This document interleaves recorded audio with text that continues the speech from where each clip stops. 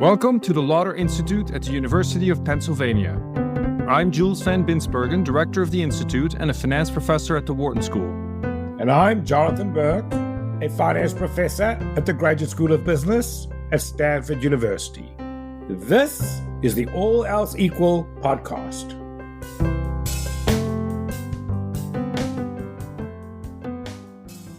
Welcome back, everybody. Today, we're going to talk about price caps. During the presidential election, there was a lot of talk about price caps. And, Jules and I were of the view that it seemed so obvious, both given the theory and the empirical evidence, that price caps are a pretty stupid idea. It came as a surprise to us that people were seriously talking about price caps. And we thought to ourselves, why don't we do an episode on it? Yeah, indeed, Jonathan. And I think that, let's be honest, the proposal of price caps to get inflation under control isn't exactly a new idea. So if we talk about applying the scientific method to this question, and you would say, has this thing worked, this approach worked all the times that people have tried this before? I think that very quickly the answer is going to be not really, or actually not at all. But I do think it's important to think about, what is inflation? Why do we have it? What causes it? And if you have it and you want to get rid of it, what are you supposed to be doing if not imposing price caps? Because it seems so obvious to some people that if you just say that prices can't rise any further, I've solved the problem. But I think that of all the all else equal mistakes that we have discussed, this might probably be the best one to really dive into, which is, once you start messing with prices in an economic system and you think that just by capping the price, you fix the problem, you really haven't thought through the economic equilibrium properly. Yeah, I mean, if there's one thing that is naive and missing the all else equal mistake, it's price caps. It's like, we'll solve inflation, just let's legislate it away. We'll just say prices can't move and then we won't have inflation. Because, of course, the obvious question is, if it was really that easy, why did we ever have inflation anywhere? Why did we ever have hyperinflation? And as it turns out today, we're going to talk quite a bit about Argentina. Why did Argentina have hyperinflation? Why did Germany have hyperinflation if it was really that easy? Exactly. All right, Jules, so why don't we start with just a brief discussion of inflation? I would say there are two types of inflation. And let's first talk about the inflation in normal times. Yeah, so in normal times, I think a lot of developed economies today target an inflation rate of around 2% per year, which means that everything becomes more expensive by 2% per year. So think about buying breads. And so if in a particular year breads cost $2, then it goes up by 2%. And so therefore it goes to $2.04 the next year. And every year you have this percentage increase to the price of the bread.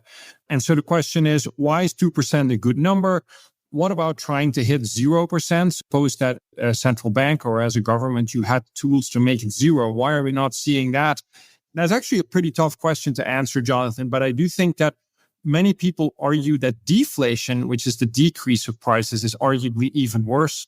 And so if you would think about a world where you target a certain number, but you could be off a little bit on the top and on the bottom, if you really think deflation is a terrible thing, then maybe zero isn't the right thing to target and 2% would be something to target. But let's also be clear, at these stable 2% inflation rates, which we actually had between, let's say, in the US, between 1985 and 2020 or so, nobody seems to really mind it. Nobody seems to be worried about it. Nobody seems to feel that inflation has a distortionary effect on the economy and everything functions quite normally. And so that's for developed economies. But today we want to talk about developing economies that are running hyperinflation, where people are tempted to turn to price caps. And so that's the other kind of inflation. And I would say what people often call is hyperinflation, very high inflation rates. And they generally come from the fact that governments are essentially choosing to finance their expenditures by inflating the currency, basically by printing money. The first thing to understand in all of this is, look, if the government's going to spend money, the money has to come from somewhere. It can only come from human beings. Either it can come from current taxpayers through taxes, maybe it can come from future taxpayers through government borrowing, but it has to come from somewhere. And the third possibility governments do is they just print money. often the way they do this in the modern economy is they sell bonds and force the central bank to buy the bonds. That's just the modern way of printing money. And if you print money, as I said, government expenditure has to come from human beings. And so it's coming from human beings through inflation. And so basically, you could think of inflation as a way of taxing the population. Yeah, so to put it differently, governments want to make a claim to real resources because they want to finance things that they want to do. They want to build roads. They want to redistribute money from one person to the other. And so in the end, for whatever government program we're thinking about, these real resources have to come from somewhere. And this idea that if you can just print money out of nowhere and that just finances all of your deficits and you never have a problem, ignores the fact that in the end, the amount of real resources available for us to do things together is limited because we have a limited number of people, we have a limited number of capital goods. And so in the end, if the government wants to use part of these resources, it will have to come from somewhere else, and that somewhere else is going to be taxpayers, either today or in the future. Jules, really, there's no free lunch, right? You could naively say, oh, look, I could finance government expenditure. What we'll do is print money and put price caps. And then nobody has to pay for government expenditures. Like that would be a free lunch. And we all know that that's impossible. So something has to give. So you may say to me, Jonathan, what's wrong with price caps? Well, if you limit the price of something in a system, what if two things is going to happen? Either you can enforce the price caps, in which case there'll be shortages, or you can't enforce the price caps. There's a black market and the prices rise anyway.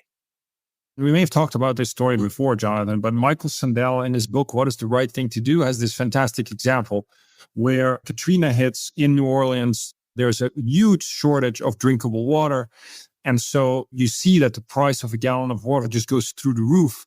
And in the end, the government comes in and they try to fix this problem by trying to put a price cap on and say water cannot be more expensive than X dollars, and X was some super low number. And what you saw was that immediately all the water was bought up at this low price by a small number of people. And what will they do? They will sell it on the black market for a very high price. And so the only thing that you've achieved through the price caps is that the people that bought up all the water could make really large profits off of selling it to other people on the black market. Now, you can try to then say that is an illegal activity, and then you can try to go after those people, and then you need to try to get that enforcement going. But there may be much better ways of trying to resolve this issue. Of course, the best way to resolve the issue in this case was to just get the supply of water up. If you can get the supply of goods up, that will make the increase in prices not so bad. And I think that particularly in the recent inflationary episode in the United States, when we saw the large supply chain disruptions that happened through COVID, what made inflation come back down again? Well, making sure that the supply chain disruptions were resolved. And so in the end, increasing supply is probably the best way to try to make inflation not be as high. Well, Jules, I think this is a good time to introduce our guest, because probably one of the economies that have suffered most from inflation over the longest period of time is Argentina. And our guest is a real expert on that economy. Our guest today is Veronica Rappoport, who is affiliated with the London School of Economics, where she's a professor in the management department.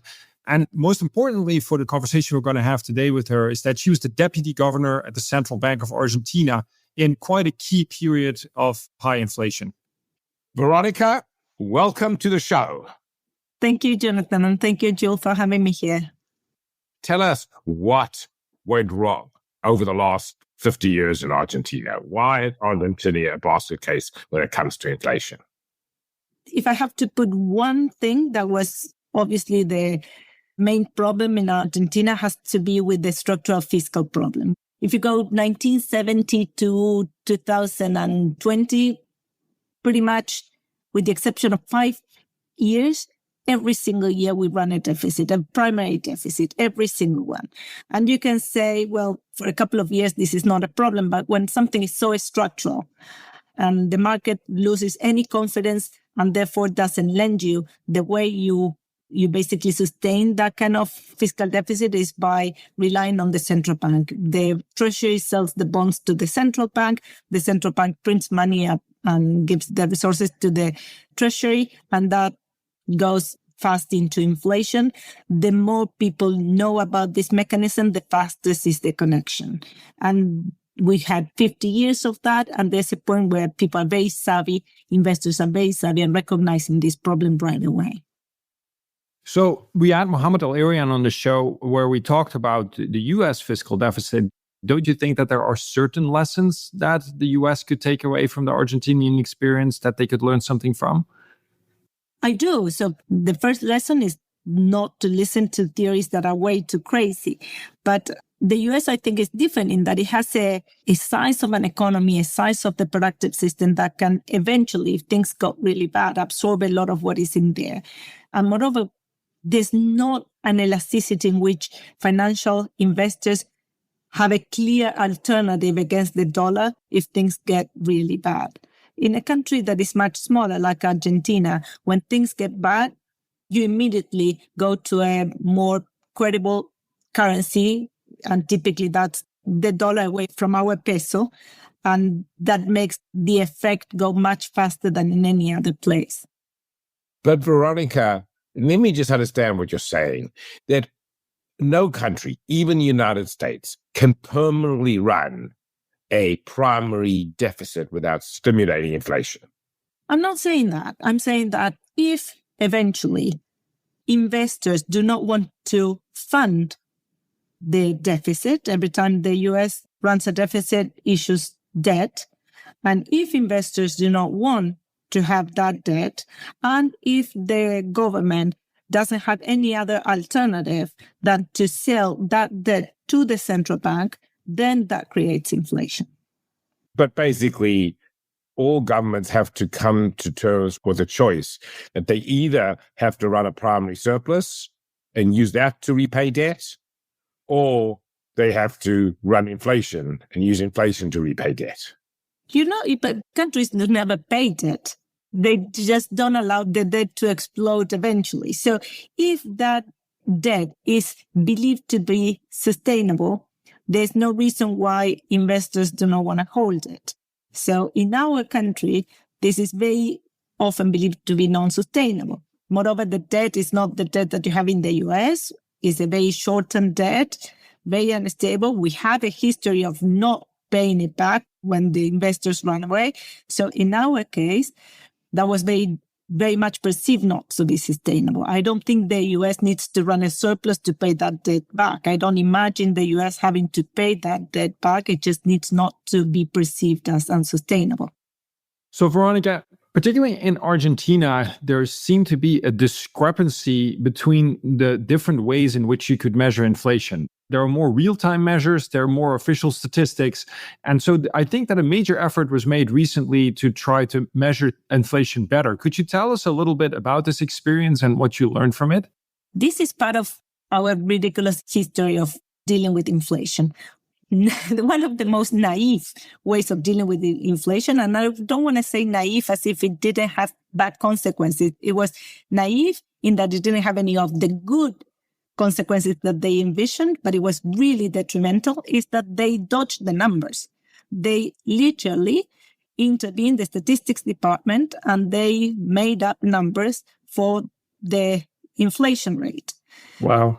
Partly because they claimed that they wanted to, potentially politically, they wanted to convince people that what they were experiencing in the supermarket was not real.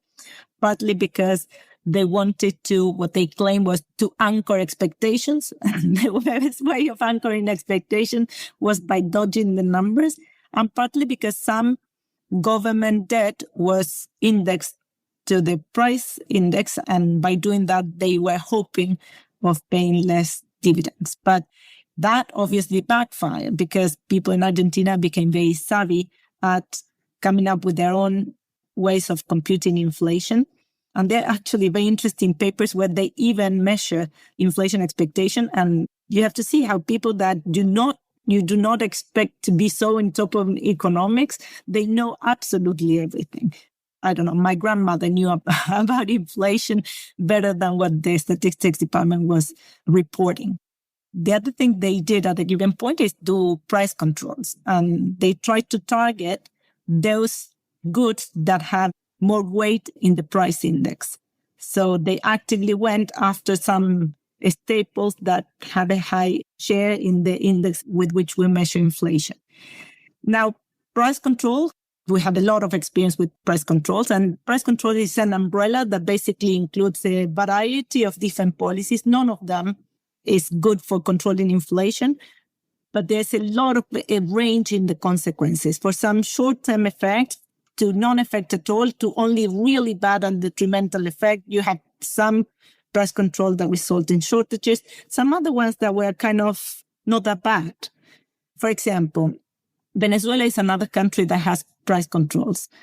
And in there, you have really bad experience of shortages. You might go to a supermarket at the peak of the price controls and literally do not find anything. If you go to Argentina, there was, not anymore, thank God, but there was a variety of price controls. So you can go to the supermarket and there were some prices that were monitored. And that implied in some cases, in the best case scenario, there was an agreement between the government with some big companies of food products for having the basic variety of the product line with the price ceiling for a couple of months. And that actually ended up not being terrible because the companies liked it. In exchange for putting that product there, they had a lot of free advertisement. They have a special place in the shelves. So if something, they increased sales of that particular good for 2 months. But after those 2 months, the price actually jumped and nothing happened really with inflation. But then you have other things that are a little bit more problematic. And in that, I think we can take some lessons from Argentina in what not to do. When you have a peak in inflation, or we have a situation like, I don't know, the aftermath of COVID, governments rely on transitory subsidies to reduce price increase. Those transitory subsidies are very difficult to remove. For example, for utilities, you end up having a big distortion that requires more and more subsidies to solve. And that was a big part of our fiscal deficit in Argentina, where subsidies trying to keep utility prices from increasing when inflation is increasing and increasing and increasing. And that is a problem because at the time when you want to control inflation and you need for controlling inflation, have some kind of honesty in what the relative prices are, plus reducing deficit by reducing all those subsidies that you're putting in place to try to pretend that inflation is not there, is complicated because removing all that is in itself inflationary in the short term. So when you're trying to disinflate the economy, you are removing price controls and subsidies that are trying to keep the prices down. So you have to be very clear in that what you are doing to disinflate the economy is going to create inflation in the short term. How do you communicate that when you're trying to have some credibility in the central bank? Is a complicated thing. So every time you try to mend one price here over there, you are introducing all these frictions and all these distortions that removing them creates a problem for the central bank at the time of disinflating. So Veronica, one thing that really surprises me is that, if we approach this scientifically and we look at the historical track record of price controls, maybe I'm wrong, but it seems to me that it has a horrendous track record. Every time it's been tried, it's essentially not worked. And yet it seems so tempting to every time when there is an inflationary period for politicians, even in the US, we saw some politicians do this, say, oh, I'm going to fix inflation with price controls. And the narrative seems to work every time, at least for a certain voter base. Do you understand where this comes from? Or is it just that the alternative is so painful, cutting the fiscal position, that therefore we just like to tell ourselves fairy tales? What is going on here? Well, it's even worse than that, because in many cases, the price controls include some fiscal subsidies. So the Russian invasion in Ukraine, the energy prices went to the roof. The first thing that a lot of European countries did is to put some subsidy in there. It's difficult to remove it. I can understand how you want to, but in principle, I think it's better to help people with cash. But maybe it's my bias because I'm coming from Argentina and I know how difficult it is to remove a subsidy, especially when you have some populist governments around, an election comes and the next cycle of election. So then once you put a subsidy, it's impossible to take it out. And then you end up having a deficit. So you reduce the subsidy and then you say, well, you know what, this year, do not do any investment in utilities or in energy. Just keep the prices down. And then next year the same. And then 3 years down the road, you start having blackouts.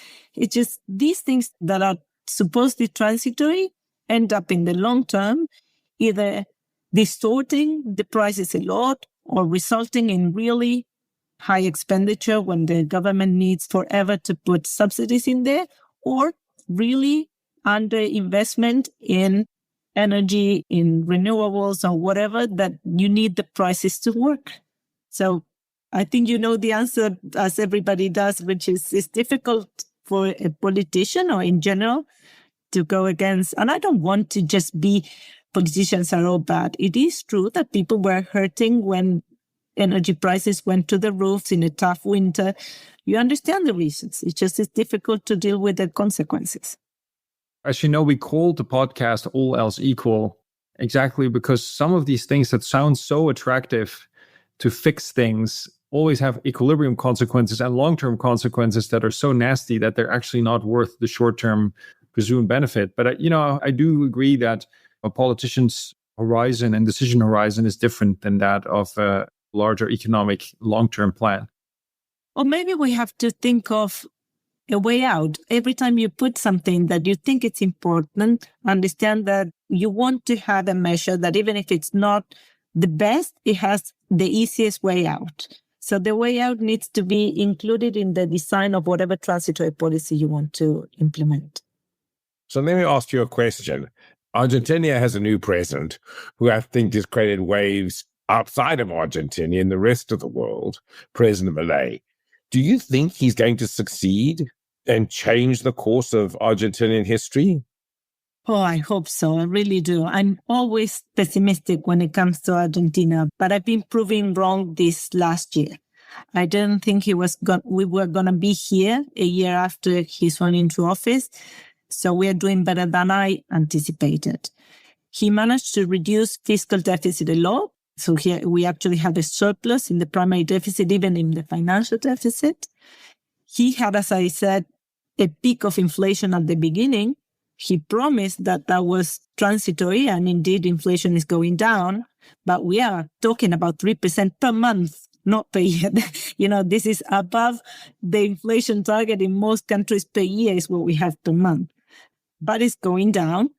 But of course, all this was tough on the economy. So we are still at a drop in GDP of 3.5% probably this year. But hopefully things were so bad that people are willing to go through this if eventually we come out of inflation and what we saw lately. So the only good thing about how bad things are in Argentina is that people are willing to give it a chance. When President Milei was at Stanford, he told a joke, which I thought was very apropos this discussion. He said, imagine there are two villages and a river between them. And the villagers want to trade, so they figure, well, they want to build a bridge. And they could ask the private market to build a bridge, but instead they say, ask the government to build the bridge. So the government builds the bridge.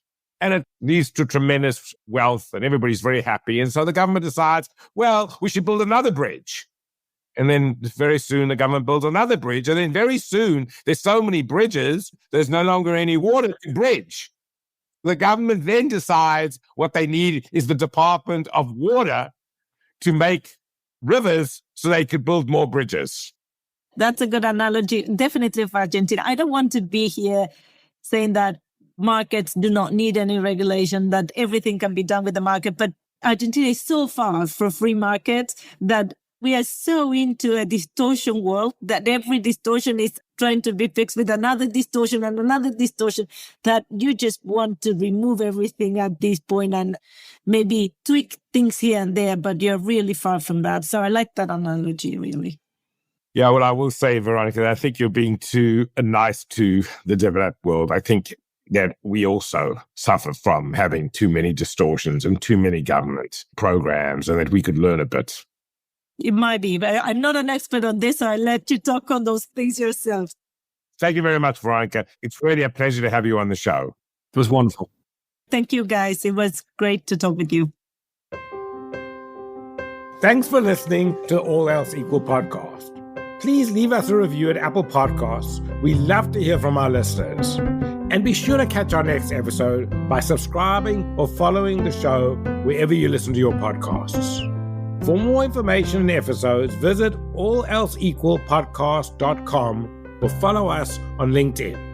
The All Else Equal podcast is a joint production of the Lauder Institute at the University of Pennsylvania and the Graduate School of Business at Stanford University, and is produced by University FM.